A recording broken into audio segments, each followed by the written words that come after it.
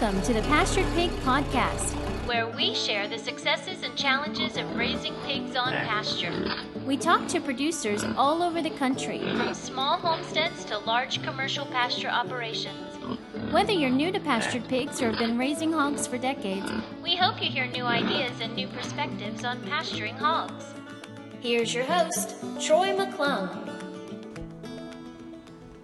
It is Pastured Pig Podcast time again. As Kelly mentioned, I'm your host, Troy. So glad you all joined us for another episode. Updates here on the farm. It's kind of depressing to say that I was even reluctant to point this out because it just continues to show failure.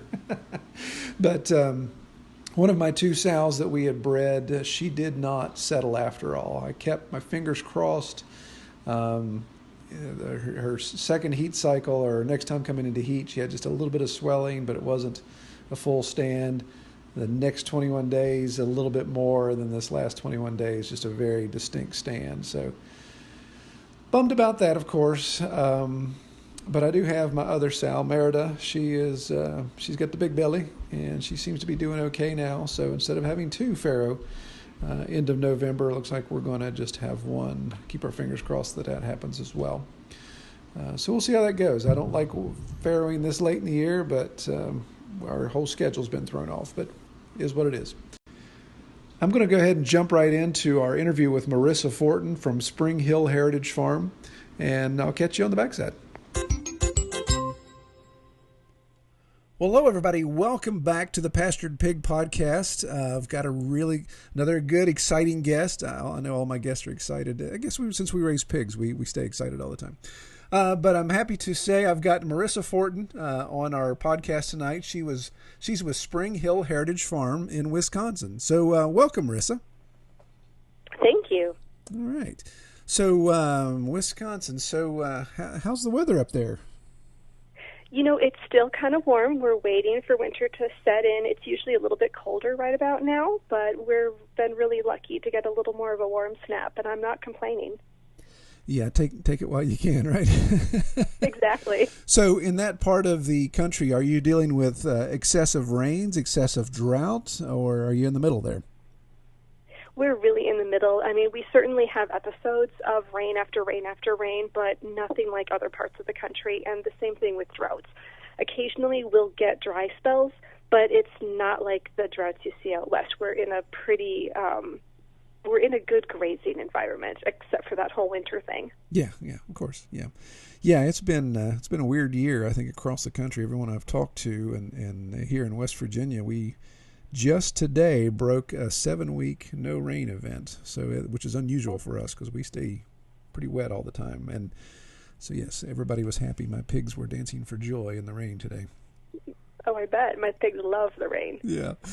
All right. Well, let's tell me a little bit about Spring Hill Heritage Farm. What do you guys got going on there? Well, we are farmers in our second year of farming. We're a sixth-generation farm. My ancestors, my great-great-great-grandparents, along with my great-great-grandparents, came here from Norway back in 1883. And we've been farming ever since. It was dairy up until my father. And we stopped dairy farming in 1995, didn't farm for a long time. And then as adults, my husband and I decided that we wanted to leave the city, come back home, take over the farm, and make a go of it. And pigs weren't the original plan. We thought maybe we would get them eventually, but it kind of worked out, and as it turns out, we love being pig farmers. So we're both, old and experienced in farming just for the fact that we had always been exposed to it, and my family in particular had always been a part of farming. But our actual operation is really just in our second year. Oh, okay. So you're saying the dairy operation, did you say it ceased around 95? Yes.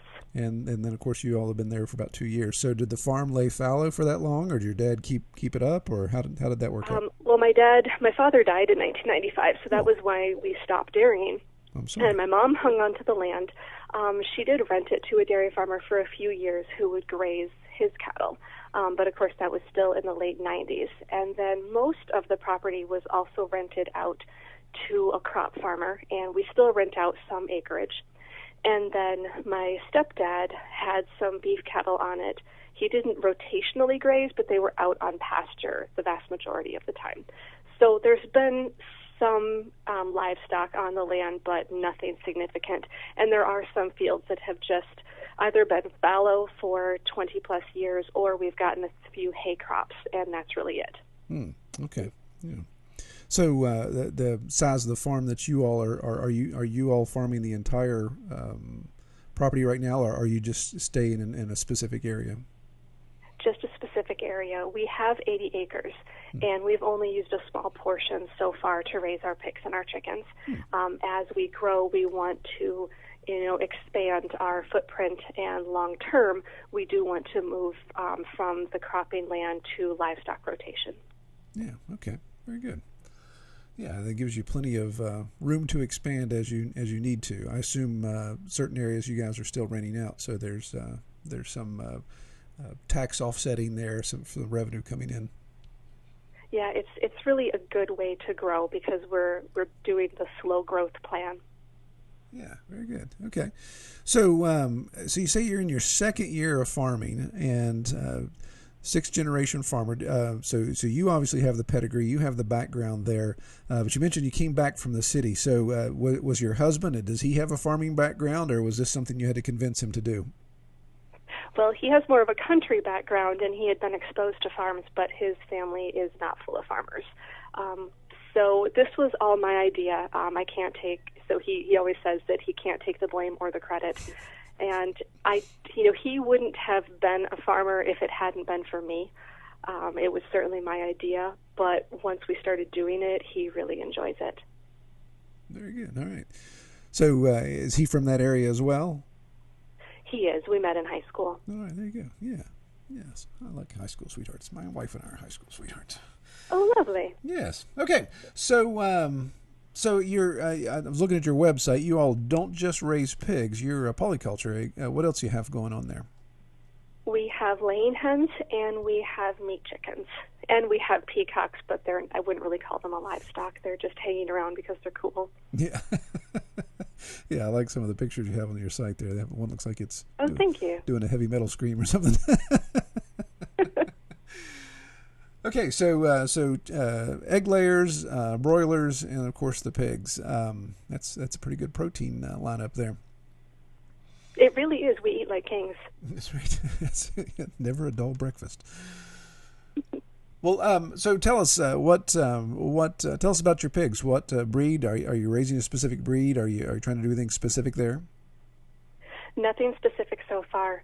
Last year we started with 4 pigs, and I very literally picked the pigs because I could get them.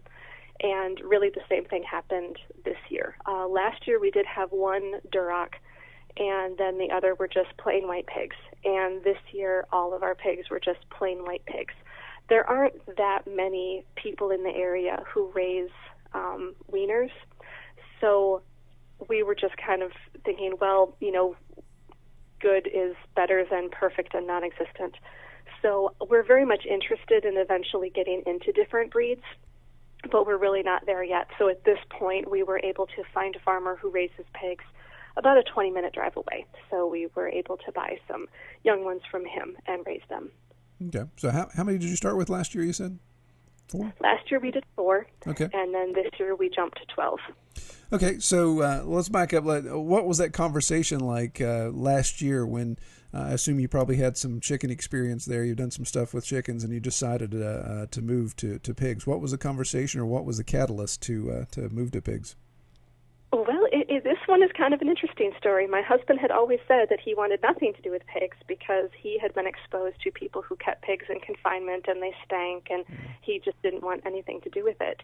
And I had been listening to podcasts and Darby Simpson and various other sources of information, and I thought, I kind of think we could do it differently.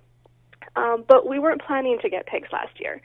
And then my very good friend called me one day, and she said, hey, Marissa, I'm going to go pick up some little pigs from my cousin because he has runts, and I'm going to raise a couple in my shed, and then she has like a paddock attached to her shed.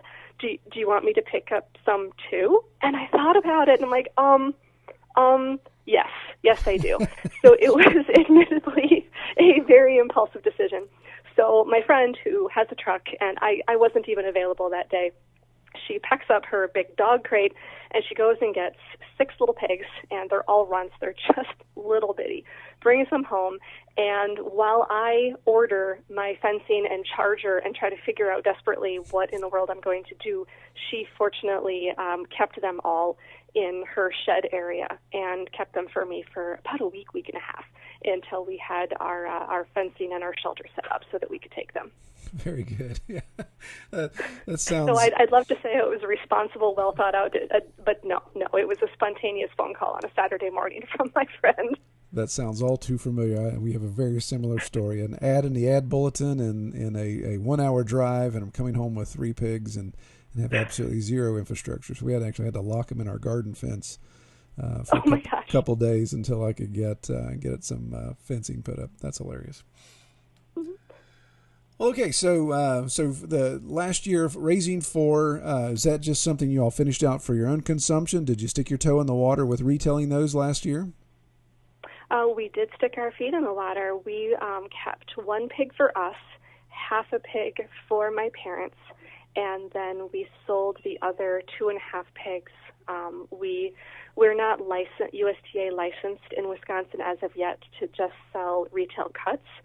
So we do live on the hoof with a custom butcher. So we had several different customers and sold a total really of 2.5, and then we just went from there. Okay. So in Wisconsin, for you to be able to sell individual cuts, you have to be licensed, or you just have to use a USDA processor? Both. You have to use a USDA processor, which we're fortunate to have them in the area, but a lot of them are booked solid and hard to get into. And then you also have to have a retail license for wherever you store everything, and essentially have a setup so that you can be certified to sell out of your home. And that is a goal of ours, but we're not there yet. Yeah, we have something similar to that in West Virginia, where your processor is really the heavy lifting there, taking it to a USDA processor and then having just basically a meat home reseller license here for your house. And they do a basic inspection of your freezer setup and storage. Okay, well, from what you've seen in the 2 years now, I assume with your 12 that you have, the success you had with the 4, so you get the opportunity to get 12 this year. How has it been? I assume this time of year, are you close to taking those to the processor? They've already gone, and we really enjoyed it, but boy, is it a relief to have them done. That's right. Yeah, a little bit of a break now. So those 12, I assume a similar situation. You kept 1 or 2 back for yourself, some for family, and you're able to sell all the other ones? Exactly. All right. Okay. Very good. So, well, how do you manage with your chickens, with your pigs, and what you've got going on? Are you a full-time farmer, or do both of you have off-farm income? Both of us have off-farm incomes. I'm a registered nurse, and I work 4 days a week.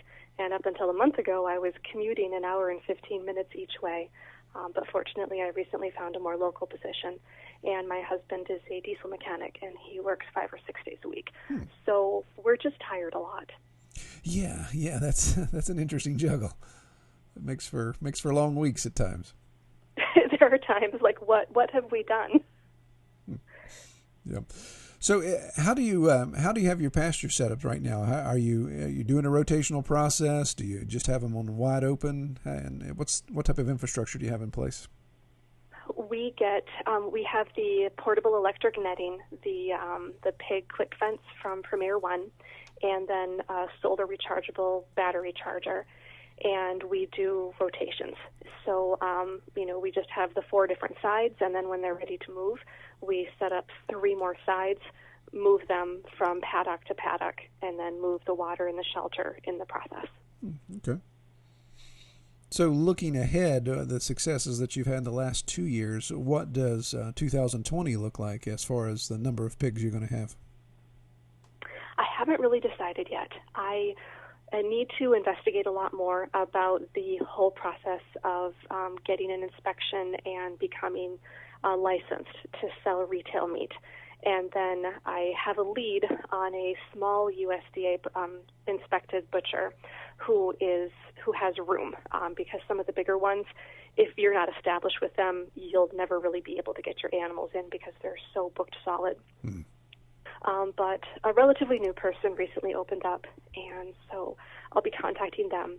What I'd like to do, because we're so very happy with our custom butcher, and our customers who have bought on the hoof are happy with that, we would like to do the same number of pigs, 12, as far as doing live on the hoof and working with the custom butcher.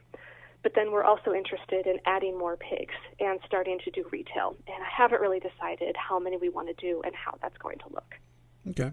So I was looking on your website. It looks like with your with your sales and your processing that you all are offering your wholes and halves at flat rate pricing. Is that correct? We are. How's that worked out so far? Really well. Our customers have been very happy with it, and admittedly, part of it was simply that I didn't know how much they were going to weigh. And I'm not an experienced enough farmer to really be able to estimate that.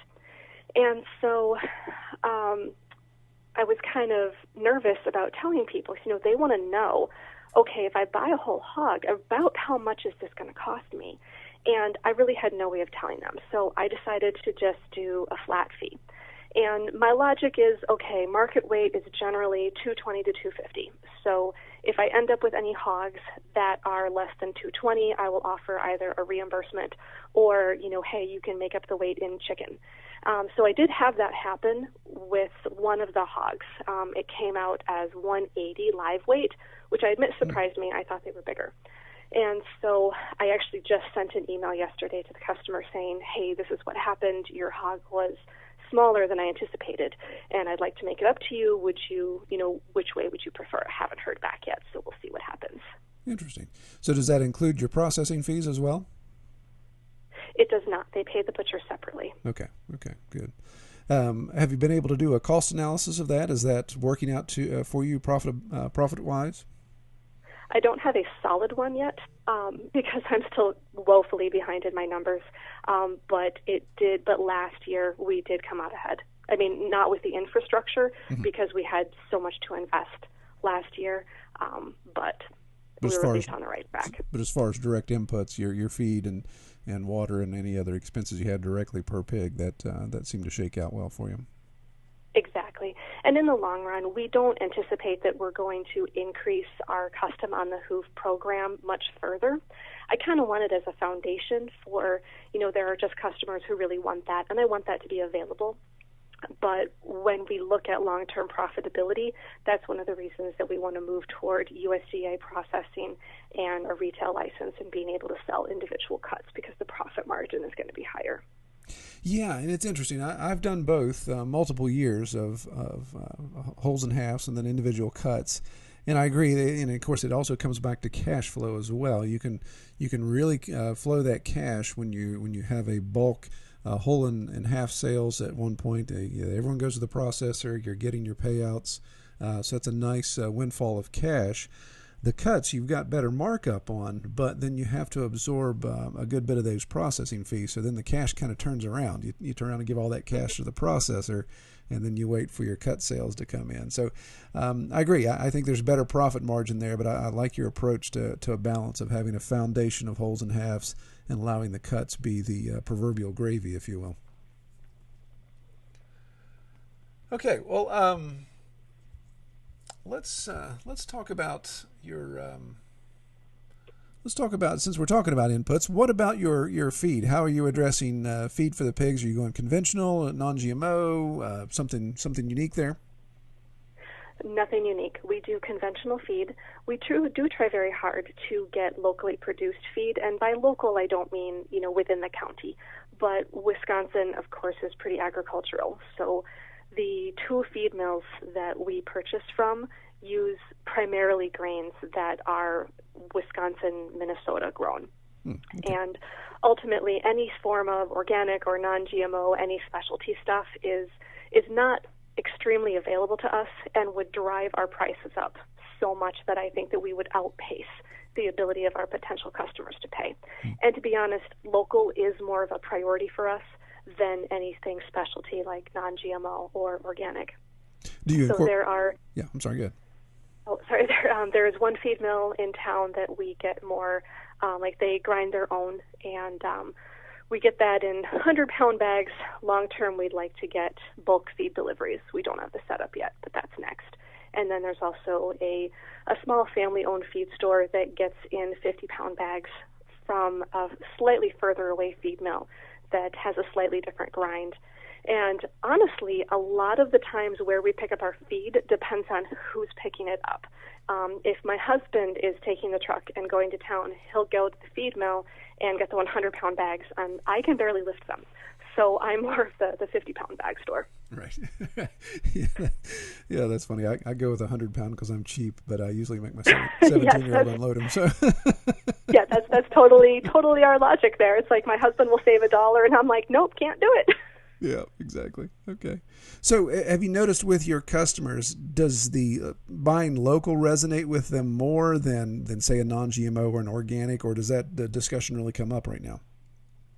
The local seems to resonate more. I've had several people, and this is applicable to both our chickens and our pigs, ask if we're organic, and I explain that we're not. We do conventional as local as we can, and then I explain about pasture raised. And I've never had anybody not want to buy from us once I gave them that answer. I think of a lot of people think organic and they picture a farm like ours. Right. And then when they find out what that actually means and they see pictures or they come to the farm and see how we're raising our animals, that's really what they want. And whether or not it's organic falls by the wayside. Yeah, that's a good point. I think there's an opportunity to educate your customer base and be able to just have those discussions. I hear the terms all the time. People say, well, we're beyond organic. We're not going to go through all these certification issues, but we do everything organic other than supply the specific organic feed. But that's a really good point, is just looking at your customer base and saying which is more important, the lower cost local purchase or the higher cost non-GMO or organic, if it's even available in your area. Yeah, we've been really happy with the response that we've gotten. All right, very good. So getting back to the point where you all are both all farm most of the time, what do you feed free choice, or do you have pretty hectic daily chores for your pigs when they're on their own farm? Fairly hectic daily chores. We have been soaking our feed for a day ahead of time. And so a lot of times we will, soak the feed in buckets the night before, and then the next morning one of us, whoever's available, will carry them out, to the field and feed the pigs. It's usually a set amount, but of course that set amount changes throughout the year. And we just kind of estimate. If the pigs just seem more hungry, then we feed them more. And it's worked, I think. I'm sure there's a more sophisticated way of calculating it, but that's what we've done. The soaking, they just really seem to like it, and I've definitely noticed that it decreases their water consumption. Mm-hmm. So we figure, well, we have to carry stuff out to the field anyway. We don't have an irrigation system. We don't have a gator. We don't have a lot of stuff. So we're hand carrying out everything in 5-gallon buckets. And we can either carry water, which spills, or we can just do soaked feed, which at least doesn't splash out. And it's a lot of work either way, but we just make it work. Okay. So with soaking the feed, obviously that provides a lot of, requires a lot of handwork, as you mentioned there. Are you weighing your ration before you soak it, or are you just using like gradients on your bucket to say, okay, this many buckets for this many pigs type of thing? Really gradients with the buckets. And of course, since we're using 50 or 100-pound bags, we'll have a rough idea of how many pounds we're setting out there. So then we just, mix it with water based on the pounds of the feed. Okay. So how many months, what's your grow out cycle? Are you going 6 months, 7 months longer, or? About 6 months. 6 months, okay. And you had that. And a lot of that also depends on when we can get them to the butcher. Mm-hmm. Sure. And I assume in the last 2 years, obviously you haven't overwintered there in Wisconsin. You're definitely looking at a spring to summer rotation. Correct. Okay, very good. All right. Well, so looking at, kind of go back to breeds, I know we talked about that briefly, kind of getting whatever you could get your hands on. In the research that you've done over the past 2 years and experiences, do you see yourself settling on a certain breed? Do you see yourself bringing breeders in, or do you think you'll always be a wean to finish operation? I would love to be a breeding operation eventually. I don't know that that's going to happen until we're big enough so that one of us can be a full-time farmer. I have a little bit of a crush on the Gloucester Old Spots, and I don't know if that will be a perfect fit. And my philosophy is just to try a few things out before committing instead of, jumping in whole hog, so to speak, and then regretting our choice. So there's certainly breeds that I'm interested in, but we'll kind of, test it out once we get there and see what works best for our farm. We do have a lot of apple trees, and I'm really a big believer in using lard in cooking. So I love the idea of a more old-fashioned lard pig. But again, we'll see what's a better fit for our farm and for our market long term. Yeah, that sounds like a lot of good apple pies in your future there. Yes, and 'tis the season. Indeed. Okay. Well, one thing I was looking at on your website was additional opportunities for on-farm income, and I know we focus specifically on pastured pigs, but something that the marketing guy in me keeps harping about diversifying income on these on your farm operations. So you all have an on-farm store, and then you're also doing farm tours. Is that something you're just starting, or is that something you've had for a while? This upcoming farm tour is going to be the very first one. And I should also probably qualify, my farm store is really my front porch. Okay. Okay. Farm store might be a bit of an exaggeration, but I call it a store. And then it's just not open very often. But then, so of course, that's another thing to work on expanding. And now that I'm not spending 2.5 hours driving every day, I have a lot more time to start figuring this stuff out. Mm-hmm. That transition happened so recently that I'm still really in the phase of, okay, how is this all going to look? And how are we going to make this transition now that I have a lot more time? But on October 5th, we are offering our first farm tour.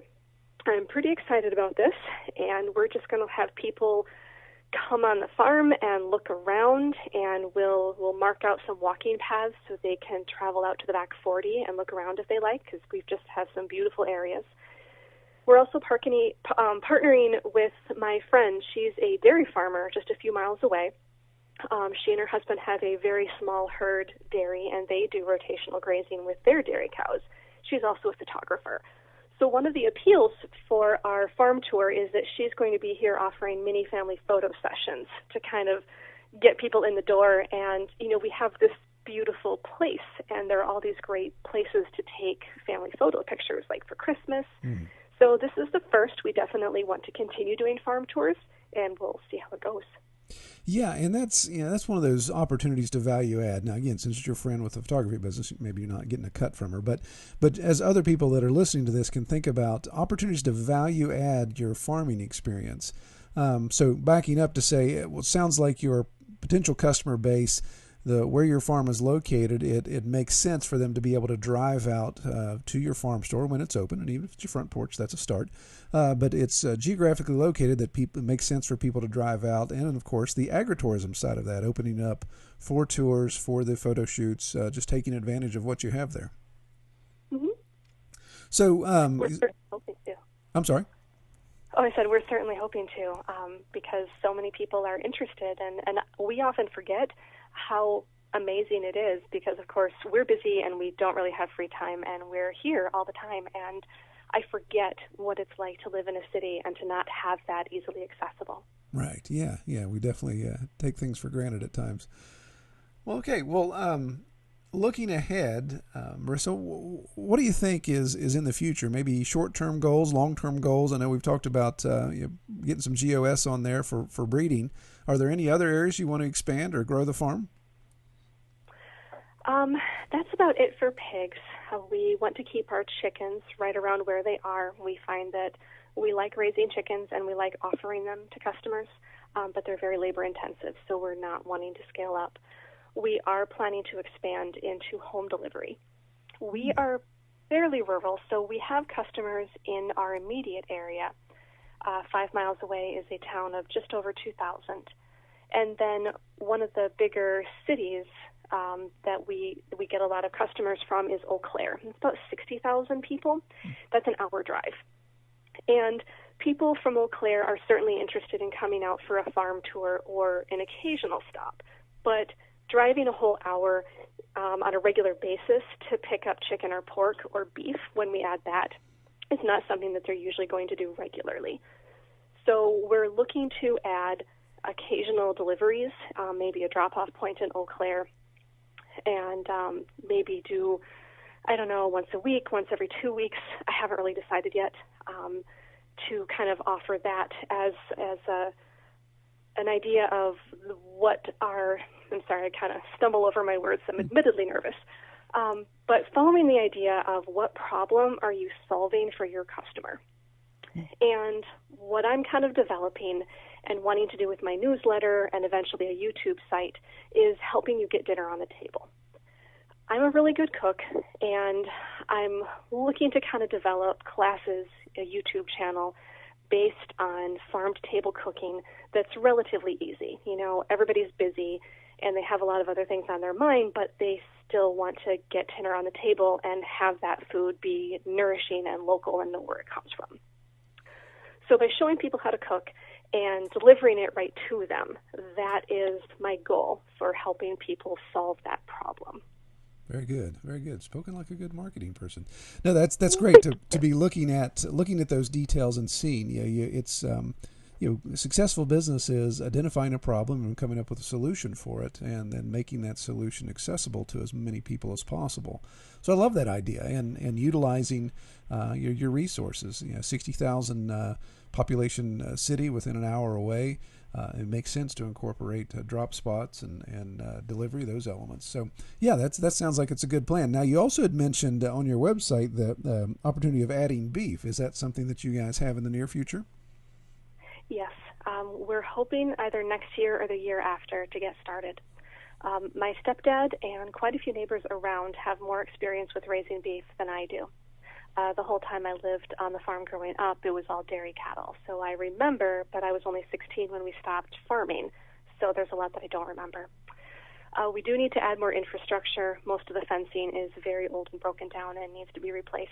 But within the next couple of years, we do want to at least start having some beef stockers and raising them, and then long-term having more of a cow-calf operation. Very good. Awesome. Yeah, that sounds like an opportunity to really take advantage of that extra property you have access to. Very much so. We have the 80 acres, and then the whole farm was originally 160.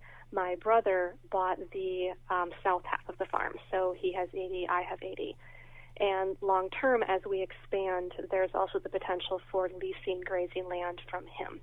So we have our 80 that we can expand and use, and then there are more options if we ever get big enough that we can expand that operation. And then circling around, this used to be a very dairy-heavy community, and of course, with a combination of Wisconsin laws and dropping dairy prices, so many of them have gone out of business. They've just been annihilated. And there's a lot of land that is unused, and some of it is cropped, but then, of course, some isn't even good cropping land.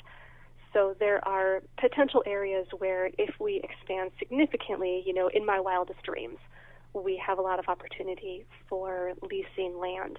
And as a general rule, so many people in this area really feel the loss of that dairy farming culture. And they're pretty happy about people who are trying to start up again. Yeah, I can see where that would resonate with the community that's used to seeing a lot of farming activity. Very good. Well, Marissa, one thing I ask everyone that comes on the podcast, and you may be familiar with this question I'm about to throw at you there, what is your best experience or favorite part about raising pigs on pasture? I just love being outside with my critters. It's just peaceful and calming, and I love the fact that we are letting pigs be pigs. And I I like being around them. They have little personalities. I really like scratching their noses and their ears. There's just something about the texture. Right, exactly. They're just really great little animals. But I love seeing them interact with each other in a natural environment and watching them run around through the grass and just be pigs. They are very entertaining animals, aren't they? They are. Yeah, well, great. Yeah, I think that's kind of the ongoing theme with almost everyone we talk to about having pigs on pasture. It really is the interaction you have with the animals, the outside time, and just enjoying an incredible animal. It really is a joy to raise them, and I've been blessed to be able to do it for over 7 years now, and each year it seems like there's just something new you learn and enjoy from them. Yeah, it's pretty great, and there definitely is that constant learning curve. That's right. Yes, we're always learning. So if people want to find out more about your farm, where can they find information on the internet? Our website is springhillheritage.farm. I'm also on Instagram and Facebook. Both of those are Spring Hill Heritage Farm. I have a very, very limited YouTube channel of the same name. There's not much on it there, but more to come. Mm-hmm. I have a lot of plans. Very good. I think I'm on MeWe, but I haven't done much there. Yeah. I think a lot of us have put our toe in the water with MeWe, but haven't yet see it come. It's kind of our safety net for when Facebook shuts us all down. So exactly. Right. Well, okay. Well, Marissa, I really appreciate you taking the time to speak with this evening, and I pray you have a wonderful evening. Well, thank you so much. You as well. All right. Take care. Well, I really appreciate Marissa coming on the podcast. Again, appreciate everyone that comes on. If you would like to have us be more topic specific, I know earlier this year I polled some people about what they would like us to talk about beyond getting to know these farmers across the country. Just go to redtoolhouse.com and click on the Pastured Pig podcast link. Use that contact form and let me know if there's specific topics you'd like to hear us talk about. I'm working on one that would be a solo podcast. I don't think that's as dynamic, but it would just be me talking about some of the marketing elements associated with your farm and selling your pastured pig products and those type of things. So taking from my 20 years of experience in marketing with my business, how we've applied that to ourselves, and of course helped other people apply those same practices to their operations. So look for that in the future. I'm not exactly sure when I'm going to get all that polished up, but those are some topic-specific type podcasts we'll be working on. So feel free to comment on, again, using the website link if you feel that that's pertinent and would like to hear those type of things. Well, appreciate, again, everyone listening. Be sure to give us a review if you haven't, and give us a rating if you like us. I guess give us a rating if you don't like us. But we'll talk to you soon. I hope everyone has a great week out in the pasture. Take care. We hope you have enjoyed this episode of the Pastured Pig Podcast. To learn more about our podcast, or to submit topics, or recommend guests for future episodes, visit redtoolhouse.com.